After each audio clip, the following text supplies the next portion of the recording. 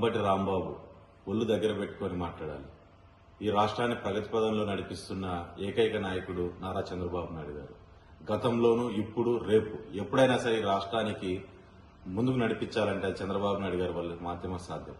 అటువంటి వ్యక్తిని ఈ రకంగా మాట్లాడతావు. ఈ రోజు నిన్ను భయపెట్టాలంటే చంద్రబాబు నాయుడు గారు రావాలి, లేదంటే మా నారా లోకేష్ అన్న రావాలని చెప్పి ఈరోజు నువ్వు మాట్లాడుతున్నావు. మరి నిన్ను భయపెట్టాలంటే ఎవరూ రావాల్సిన అవసరం లేదు. తెలుగుదేశం జెండా పట్టుకుని కార్యకర్తలు రోడ్డు ఎక్కితే చాలా నువ్వు భయపడిపోయే పరిస్థితి ఉంటుంది.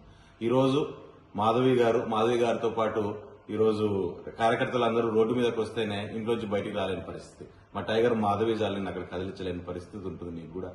ఈ రోజు ఒకటే విషయాన్ని గుర్తుపెట్టుకో, నువ్వు అక్కడ లోకల్ రాజకీయాలు ఏదో ఇన్ఛార్జీలు ఇస్తారని, మీ నాయకుడు ఏదో నీకు చేసి పెడతాడని, కొత్త పదవులు కడతారనే ఒక ఆలోచనతో ఈ రోజు అక్కడికి వెళ్లి ప్రజల్ని రెచ్చగొట్టి ఇటువంటి వ్యాఖ్యలు చేస్తే ఇటువంటి వ్యాఖ్యలు చేసేది జనాల్లోకి వెళ్లాలనే పద్ధతి కూడా ఈ వైఎస్ఆర్ పార్టీ వాళ్ళు మానుకోవాలి.